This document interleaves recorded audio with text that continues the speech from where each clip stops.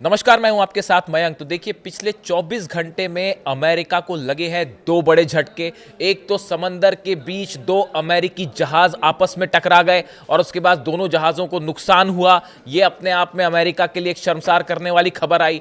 और दूसरी खबर, फारस की खाड़ी में और हॉर्मूज में किस तरह ईरान की दो बोट्स जो कि जंग के समय काम आती हैं, ईरान की आशुरा और हैदर 110, ये दो बोट्स ने अमेरिकन नेवी को जबरदस्त चैलेंज दे रखा है। और उसका नतीजा यह है, क्या परिणाम हो रहा है वो मैं आपको बताऊंगा। पहली बात करते हैं अमेरिकी जहाज आपस में टकराए कैसे।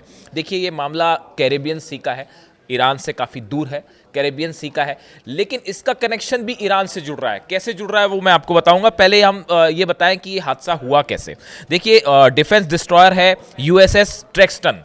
ये अमेरिका का एक डिस्ट्रॉयर है जो कि कैरेबियन सी में अपॉइंट था। और ऐसी भी खबरें हैं कि इसको उस ग्रुप में भी शामिल किया जा सकता था या शायद उसमें शामिल किया जाना था जो ईरान के करीब भेजे जा रहे हैं।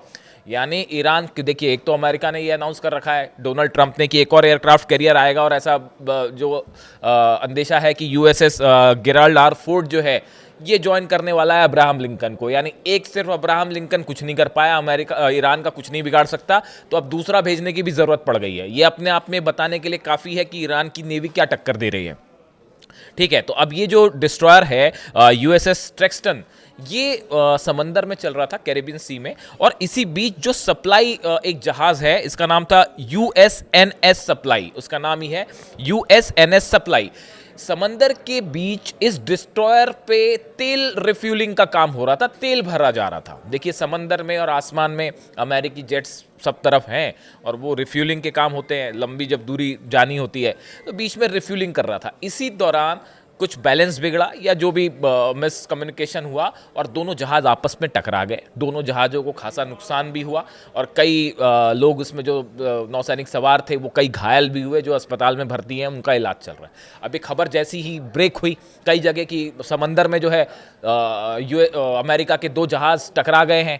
और जब ये खबर स्टार्ट हुई तो सबसे पहले सबको ये लगा, सोशल मीडिया पे अचानक से खबर फैल गई कि भाई कहीं ईरान ने हमला तो नहीं कर दिया और कोई यूएस के दो शिप तो नहीं डुबा दिया। आप देखिए कैसे किस तरह का खौफ जो है वो है देखा जाता है। और वो खबरें एकदम से फैल गई कल कि ये दो जहाज़ अमेरिका के टकरा गए हैं, दो जहाज़ तबाह हो गए हैं, इस तरह की खबरें चल पड़ी। हालांकि जहाज तबाह नहीं हुए, टकराए, उनको आपस में नुकसान हुआ और जो लोग घायल हैं उनका इलाज चल रहा है। अब इसमें से जो एक डिस्ट्रॉयर है यूएसएस ट्रेक्सटन, ये बताया जा रहा है कि ये ज्वाइन कर सकता था उस ग्रुप को जो कि मिडिल ईस्ट भेजा जाना है। अब हकीकत क्या है वो पता चलेगी। लेकिन देखिए, ये जो कैरेबियन सी है, ये खबर इंपॉर्टेंट इसलिए है, ये कैरेबियन सी का जो इलाका है, यहीं से अभी हाल ही में अमेरिकन नेवी के जहाज़ों ने रशिया के एक ऑयल टैंकर को फॉलो किया। उस पर पनामा का फ्लैग लगा हुआ था, लेकिन ऑयल उसमें रशिया का बताया जा रहा था, ऐसा शक था अमेरिकन नेवी को। और वो कैरेबियन सी से उसको फॉलो करते रहे और फॉलो करते करते वो इंडियन ओशन में आए, फिर उस पर कब्जा करने की कोशिश की, लेकिन तब तक वो तेल गायब हो चुका था। तो ये अपने आप में एक बड़ा झटका था अमेरिकन नेवी को कि भाई इतनी दूर से फॉलो करते हुए आए, लेकिन रशियन तेल जो है वो पहले ही गायब हो गया या उसमें तेल था ही नहीं।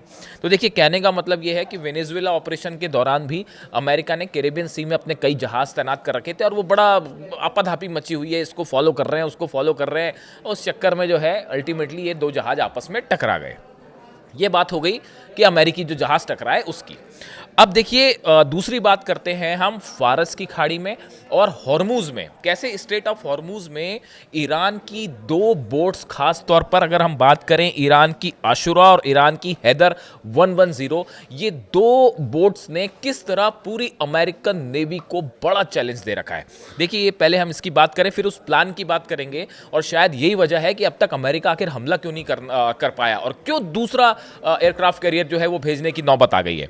देखिए, ईरान की जो आशुरा है class boat, Islamic revolutionary guard corps यानी आईआरजीसी की, इसने इस बोट को डेवलप किया है और ये इसका इस्तेमाल करते हैं। ये सबसे तेज और फुर्तीली बोट्स में से एक माना जाता है जो समंदर में कोई भी नेवी इस्तेमाल करती है। इसकी रफ्तार 200 किलोमीटर प्रति घंटा हो जाती है। इसमें एंटी शिप मिसाइल्स हैं और ये रडार पे अपने सिग्नल बंद करके रडार से गायब भी हो जाती है। ये बात हुई आशुरा की। अब बात करते हैं हैदर 110 की।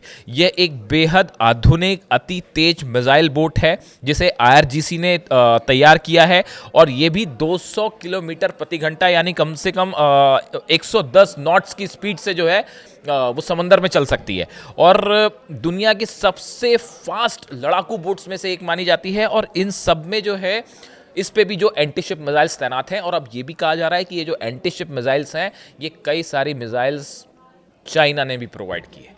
अब देखिए प्लान क्या तैयार किया गया। जो प्लान ईरान ने तैयार किया, ईरान के पास एयरक्राफ्ट कैरियर नहीं है, वो अब्राहम लिंकन है, यूएसएस गेराल्ड आर फोर्ड दूसरा एयरक्राफ्ट कैरियर भेजा जा रहा है। लेकिन जो नौसेना से जुड़े एक्सपर्ट्स बता रहे हैं कि ईरान ने प्लान तैयार किया है कि ये जो आशुरा और हैदर 110 बोट्स हैं, ऐसी करीब 100 से ज़्यादा बोट्स जो है वो हार्मूज में और फारस की खाड़ी में ऑलरेडी उतार दी गई हैं। बाकी कितनी है उसकी मैं बात नहीं कर रहा हूं, जो ऑलरेडी हॉर्मूज में और फारस की खाड़ी के आसपास जो है उतार दी गई हैं 100 से ज़्यादा बोट्स।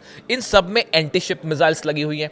अब जो आकलन किया जा रहा है, जो प्लान ये है कि अगर किसी भी तरह का हमला अब्राहम लिंकन से होता है, या जो 9 डिस्ट्रॉयर्स अब्राहम लिंकन के को पीछे बैक करते हैं, अगर इनसे किसी भी तरह का हमला होता है तो ये 100 की 100 से ज़्यादा शायद ज़रूरत पड़ने पे और उतारी जा सके, ये हैदर 110 और आशुरा जो है वो सीधा अटैक कर सकती हैं अब्राहम लिंकन की तरफ। अब आप देखिए करीब 700 किलोमीटर के डिस्टेंस पे बताया जा रहा है अब्राहम लिंकन है ईरान के वाटर्स से। 700 किलोमीटर बहुत ज़्यादा डिस्टेंस नहीं है, और ऐसे हालात में अगर 200 किलोमीटर प्रति घंटे की रफ्तार से आप देखिए कि 100 बोट्स एक साथ आगे बढ़ें, सब में एंटी शिप मिसाइल्स हैं और सब एक साथ मिसाइल्स फायर करें, तो बताया जाता है कि ईरान के डिफेंस को उसको अमेरिका के जो डिफेंस हैं उसको रोकना मुश्किल हो जाएगा, और अब्राहम लिंकन को बचाना यहाँ पर मुश्किल हो जाएगा। देखिए ये इस तरह का प्लान पहले भी एक बार आजमाया जा चुका है, जिसमें कई बार जहाज़ों को बड़ा नुकसान देखा गया समंदर में, और इसको एक प्लान खास तौर पे इस प्लान के रूप में जाना जाता है इसको। और देखिए इसके साथ अगर बैक हो जाए ड्रोन्स का भी और मिसाइल्स का भी। अब आप देखिए समंदर में, अरे फारस की खाड़ी और हॉर्मूज का वो इलाका है जो ईरान का अपना घर है, ईरान किंग है वहाँ का। आप वहाँ की एक एक चीज़ चप्पे चप्पे से ईरान वाकिफ़ है। वहाँ पे जाके उसको हराना जो है वो ऐसा है कि शेर की मान में जाके शेर से लड़ना उससे आसान मुश्किल काम है, मतलब उसी की तरह है वो, कि आप जो है शेर की मान में घुसें और उसको चैलेंज करें, उससे लड़ें, मुश्किल हो जाएगी अमेरिका के लिए। अब देखिए इसमें जो है बताया जाता है कि अगर 100 बोट्स से एक साथ हमला होता है, ड्रोन्स अलग हैं, मिसाइल्स अलग हैं, अगर 100 बोट से एक साथ हमला होता है और मिसाइल्स फायर कर दी जाती हैं बैक टू बैक, और उसमें से 90 मान लीजिए मिसाइल्स जो बोट से फायर की गई हैं, 90 मिसाइल्स भी अमेरिका ने रोक दी। चलिए मान लीजिए अब्राहम लिंकन थर्ड और पैट्रियट बड़े पावरफुल है, रोक दिए। लेकिन अगर 10% मिसाइल्स भी अब्राहम लिंकन पर गिर गई तो वो अब्राहम लिंकन को डिस्ट्रॉय कर सकती हैं, ऐसा एक्सपर्ट्स बता रहे हैं। कि अगर एक साथ मिसाइल्स फायर होती हैं, 90% भी अगर आपने मिसाइल्स को इंटरसेप्ट कर लिया, लेकिन 10% मिसाइल्स भी अगर गिरती हैं अब्राहम लिंकन पर या डिस्ट्रॉयर्स पर, तो ये बड़ा चैलेंज हो जाएगा। और देखिए यही वजह है अब तक कि एक अब्राहम लिंकन अपने आप में बताया जाता है कि चलता फिरता जो है वो पूरा युद्ध का मैदान है। उसमें तरह तरह के फाइटर जेट्स हैं, 90 तो उसमें F-35 और F-16 जेट्स हैं, मिसाइल्स हैं, टॉमहॉक मिसाइल्स हैं। इतना सब होने के बाद भी एक अगर एयरक्राफ्ट कैरियर देखिए हिम्मत नहीं कर पाया अमेरिका हमला करने की। अब गेराल्ड आर फोर्ड भी भेजा जा रहा है, और ये भी कहा जा रहा है कि शायद एक तीसरा एयरक्राफ्ट कैरियर भी पीछे से आएगा। लेकिन जो बात तय है वो बात तय ये है कि अमेरिका ने अपना डिप्लॉयमेंट और बढ़ा दिया है, खासकर नेतन्याहू और ट्रंप की मुलाकात के बाद। भले दूसरे दौर की बातचीत हो रही हो न्यूक्लियर एनरिचमेंट को लेकर, लेकिन अमेरिका ने जिस तरह से अपना डिप्लॉयमेंट बढ़ाया है, ये इशारा करता है कि आने वाले कुछ दिनों में एक बड़ी जंग की शुरुआत हो सकती है, और शायद सिर्फ टाइम का इंतज़ार हो रहा है। जैसे कि रूस के विदेश मंत्री लावरोव कह रहे थे कि टाइम बॉम्ब इज टिकिंग, उसी तरफ इशारा है। लेकिन ये जो पूरा इलाका है फारस का और हॉर्मूज का, यहाँ पे एक बड़ी जंग होना तय है, इसमें कोई शक नहीं है। ये बात अमेरिका भी अच्छे से जानता है कि यहाँ ईरान को चैलेंज करना मुश्किल है, और अगर ईरान कभी भी कुछ भी कर सकता है। यही वजह है कि अपने शिप्स को आदेश दिया अमेरिका ने कि यहाँ से जो कमर्शियल शिप्स जा रहे हैं खासकर होर्मुज से, वो जो है ईरान की सीमा से, ईरान के वाटर्स से दूर रहें। और अगर किसी तरह का कोई अटैक होता है ईरान की तरफ से या ईरान कोई कैप्चर करता है तो आप उसको किसी तरह का रिटेलिएशन ना करें, उसको प्रोटेस्ट ना करें। यानी आप देखिए कितना बड़ा खौफ है हुर्मुज के इलाके में और फारस की खाड़ी में। इस हुर्मुज और फारस से जुड़े जो भी अपडेट है मैं आप तक पहुंचाऊंगा, लेकिन फ़िलहाल हालात ऐसे हैं। जो पिछला हमला हुआ, जो ब्लास्ट हुए हैं ईरान की सेना के काफिले पर जो हमला हुआ है, बताया जा रहा है कि इसका जवाब देने की बड़ी तैयारी हो रही है ईरान में। और एक बार फिर मैं रिपीट कर रहा हूं कि जल्दी ही कोई बड़ा रिएक्शन देखने को मिल सकता है इजराइल के ऊपर।